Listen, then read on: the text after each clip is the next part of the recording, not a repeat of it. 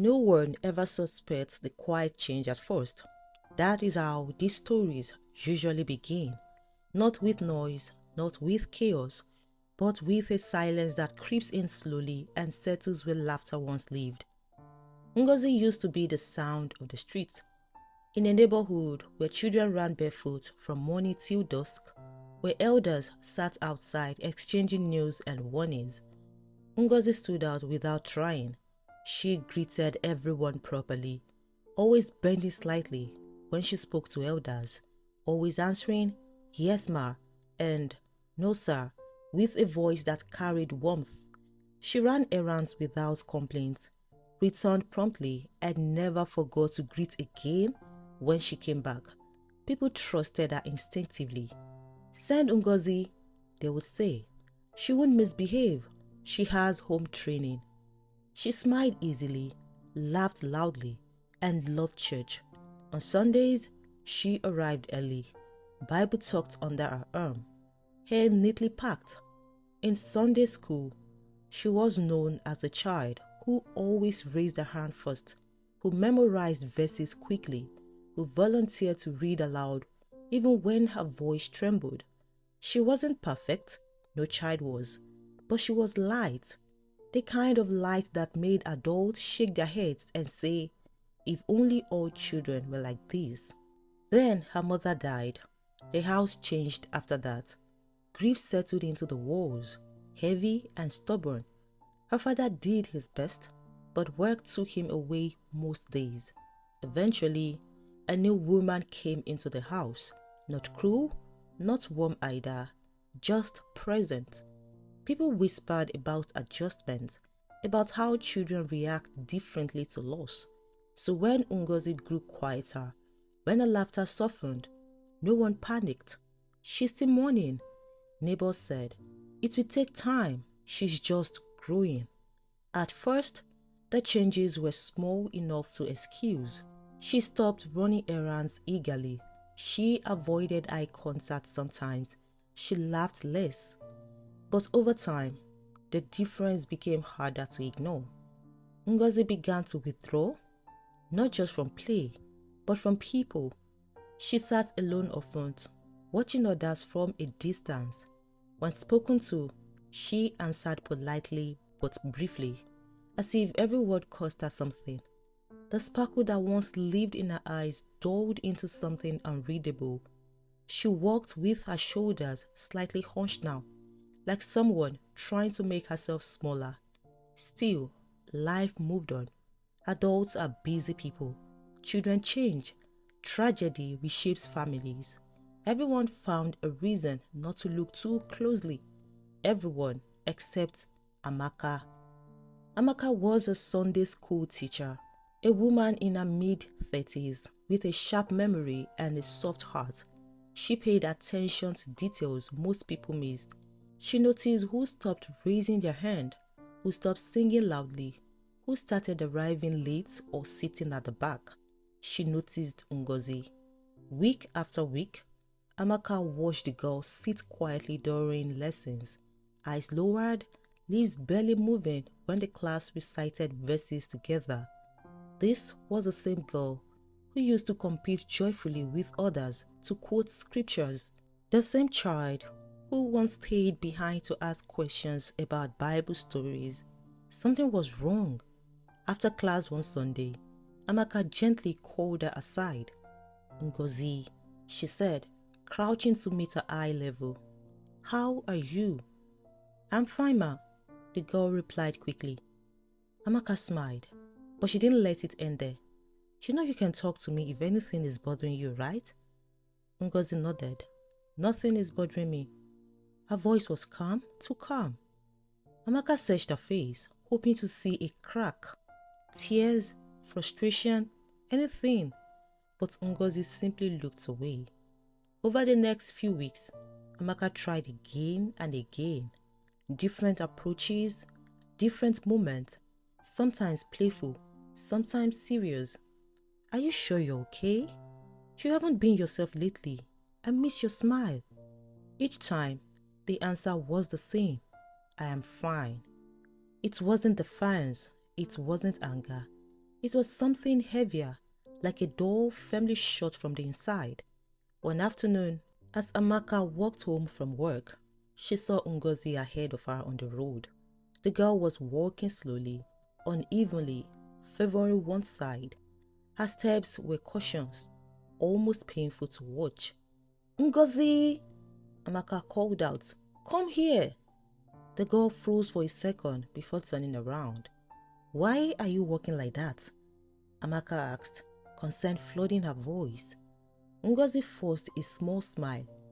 "I hit my leg on a stone, ma. It hurts a bit." Amaka hesitated. The explanation sounded rehearsed, but she didn't want to accuse without proof. She nodded slowly. "All right, please, take care of yourself, okay?"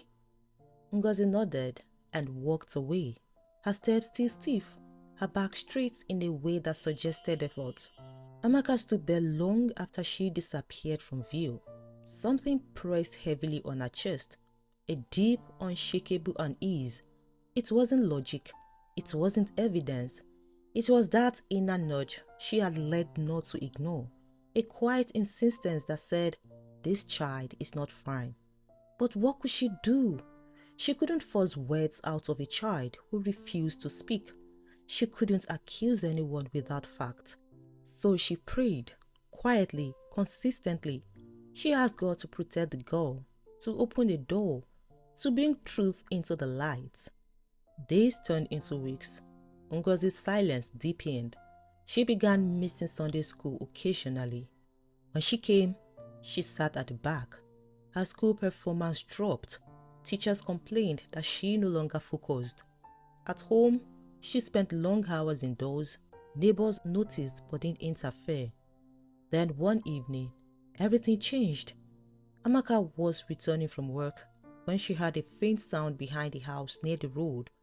It wasn't loud enough to draw a crowd, but it was wrong, a soft, broken sound. She turned and saw Ngozi crouched behind the building, clutching her stomach, her face twisted in pain. Her breathing was shallow and uneven. "Ngozi!" Amaka rushed towards her. "What is wrong?" The girl tried to answer, but no words came. She grasped, eyes wide with fear. Amaka didn't think. She shouted for help. Neighbors ran over. Someone brought water. Someone else called for a vehicle to take her to the nearest clinic. Within minutes, the quiet street was buzzing with alarm. At the clinic, nurses moved quickly. Ngozi was taken inside while adults waited outside, whispering, praying, worrying. Her father arrived, panic etched into his face. Time stretched. Then the doctor stepped out. His expression was careful, professional, but heavy. "We need to speak with her privately," he said. "Please, give us some time." Inside the room, the doctor spoke to Ngozi gently. He told her she was safe, that no one would hurt her for speaking, that she had done nothing wrong, that adults were there to protect her. At first, she remained silent. Then, something broke. Ngozi cried deeply, the kind of crying that comes from holding fear inside for too long. Between tears, she began to speak. She explained that someone close to the family, someone she knew and saw often, had been calling her aside on different occasions, someone who sent her on errands, who seemed harmless to everyone else. His name was Nonso. Nonso was a young man known in the area, familiar to the family, because he was trusted. No one suspected him. Over time, he crossed boundaries no child should ever be exposed to. When Ngozi protested, he warned her not to tell anyone. He frightened her into silence, telling her bad things would happen if she spoke. The pain she felt that evening was not new. It was a result of repeated harm. When the doctor heard everything, he documented it carefully. Protocol was followed immediately. Ngozi's father was called in. Breaking the news to him was one of the hardest things. At first, he didn't understand. Then, Realization hit him like a physical blow. He sat down heavily, covering his face. The room was quiet except for Ngozi's soft crying. The clinic staff followed protocol. The case was reported immediately. This was no longer a private family matter. It was a serious case that required immediate action. The police arrived at Nonso's house with urgency.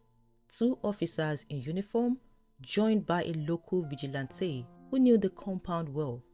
Word had already spread through the night that something serious had happened at the clinic. When authority shows up after dark in a village, people know it is not routine. When the officers knocked, Nonso's mother answered. Her eyes were red, not with confusion, but with something closer to calculation.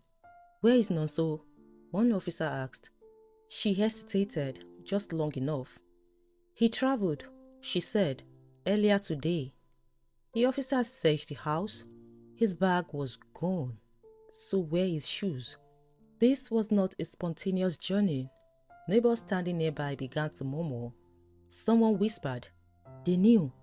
Someone else said, they helped him. The officers asked more questions. Where did he go? Who did he go with? Why was he in such a hurry? The answers were vague, contradictory, defensive. By the time the police left, one thing was clear to everyone watching. Nonso had not escaped alone. His family had helped him.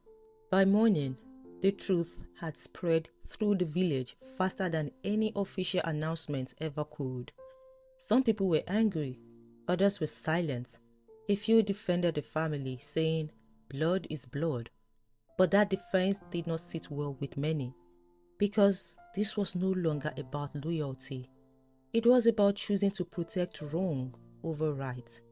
What no one knew yet was that while Nonso was running from the law, he was not running from consequence. Fate had already begun to close. The village did not remain the same. Something had shifted. Conversations sounded different. Greetings felt heavier. People looked at one another longer than usual, as though searching for answers in familiar faces. At the clinic, Ngozi's condition became clearer.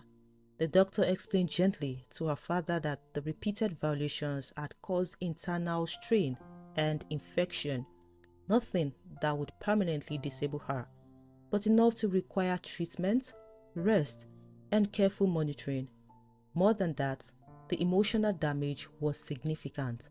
She has been living in fear, the doctor said quietly. That does things to a child. Ngozi stayed at the clinic. She startled easily. When nurses touched her arm unexpectedly, she flinched. Her body was healing faster than her mind. Her father sat by her bed every night. Sometimes he spoke, most times he didn't. He remembered trusting Nonso. Nonso, the same young man who greeted him respectfully, who helped fix small things around the house, who sent Ngozi on errands. The same person he never questioned. The betrayal cut deep.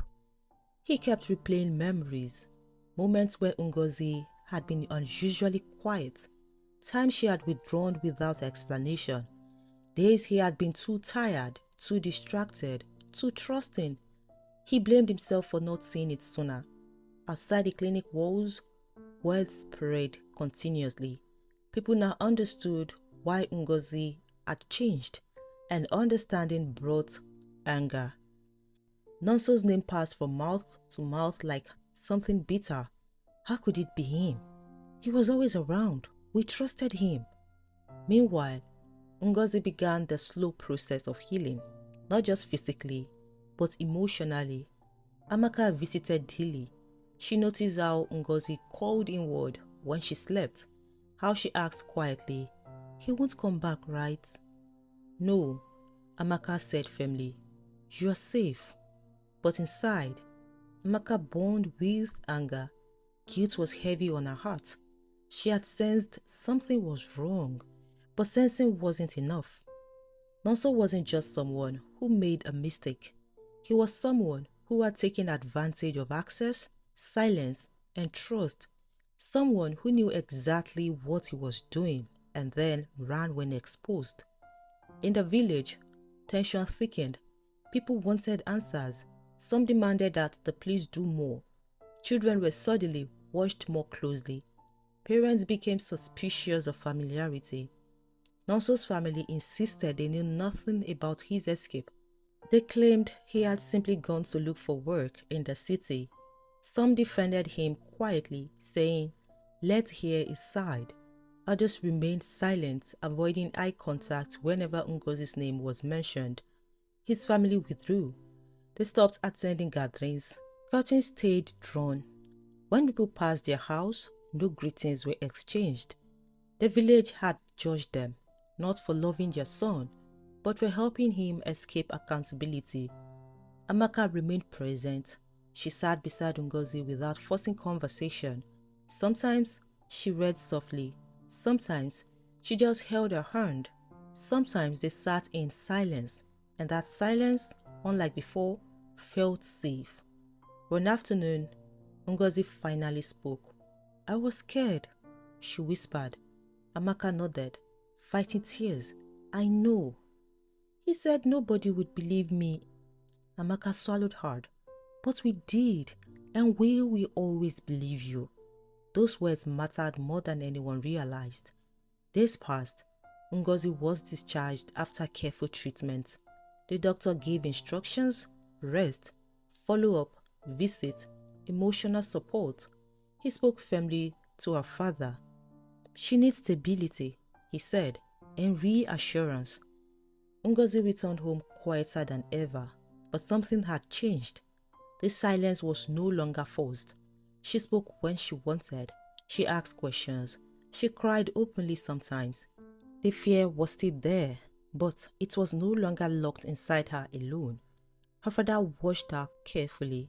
He noticed how she startled when someone knocked, how she hesitated before answering questions. And every night, he asked himself the same question: how did I miss this? Amaka struggled too. She replayed every interaction, every moment her intuition had nudged her. She felt relief that the truth was out, but also guilt for not pushing harder earlier. She spoke with other teachers, urging them to pay closer attention, to ask questions, to never ignore sudden changes in children. "This can happen anywhere," she told them quietly, "and silence is never random." Far away from the village, Nonso believed he had succeeded. The city welcomed him with its usual indifference: crowded streets, unfamiliar faces, noise that drowned thought. He moved quickly, avoided places where he might be recognized. He told himself he was unlucky, misunderstood, falsely accused. He called relatives. The uncle agreed to let him stay temporarily. No police came knocking. No calls from the village reached him. Life continued. The fear he had felt while fleeing began to fade. He convinced himself he had escaped. But something followed him. Not people, consequences. Nonso lived as though he was borrowing time. He rarely stayed in one place for long. Even at his uncle's house, he slept lightly, always half awake. He avoided familiar faces, kept his head down in the public, and flinched whenever he heard his name spoken loudly, even when it wasn't meant for him. His uncle noticed the change. "You are restless," he said one evening. "Whatever you are running from, you can't outrun it forever." Nonso said nothing. He had convinced himself that silence meant safety, that distance erased consequences, that what happened back in the village would eventually fade into rumor. But the human mind is not that easily fooled. Guilt has a way of surfacing when everything else goes quiet. On the day it happened, there was nothing unusual about the morning. Nonso woke early. He planned to move again. Another place, another temporary refuge. He packed lightly. He avoided his uncle's eyes as he left, claiming he had an errand to run. The city was busy, impatient, loud. He boarded a vehicle headed across town. The journey was meant to be short, just one more step towards disappearing completely. He sat near the window, staring out, lost in thought. The road ahead was busy but ordinary. Conversations hummed, music played softly. Nothing felt dangerous. Then, without warning, something went wrong. A sudden movement, a sharp swerve, the screech of tires cutting through the air. The vehicle lost control briefly, swerved and collided before coming to a halt. It was a kind of accident people later described as serious but survivable. Passengers were shaken, frightened but alive. Doors were forced open. People climbed out on their own. Some stood in shock, brushing dust from their clothes, making phone calls, thanking God for safety. As names were taken and injuries checked, it became clearer that no one else had been seriously hurt. No broken bones, no lasting wounds, just fear and shaking nerves. Only one passenger did not make it. Nonso. Witnesses could not explain it. He had been seated among others who walked away untouched. The impact that spared everyone else took him alone. Back in the village, when the confirmation finally came, it did not arrive gently. It arrived like a stone dropped into still water. Nonso's family heard first. A call came in the late afternoon, just as his mother was returning from the backyard. She answered absent-mindedly, already impatient, expecting news about where he had moved to next. She listened in silence for several seconds, then dropped the phone. It was the sound of it hitting the ground that drew attention. "What is it?" someone asked. She didn't answer. She staggered backward, sank onto the nearest chair, and began to scream. People rushed in. Someone picked up the phone. Someone else tried to calm her. By the time the details were understood, the house was already filled with wailing. Nonso was gone. Gone in the city they had sent him to. Gone in a vehicle meant to carry him farther away from questions. Gone suddenly, finally. His father sat apart from the noise, staring at the wall. He did not cry immediately.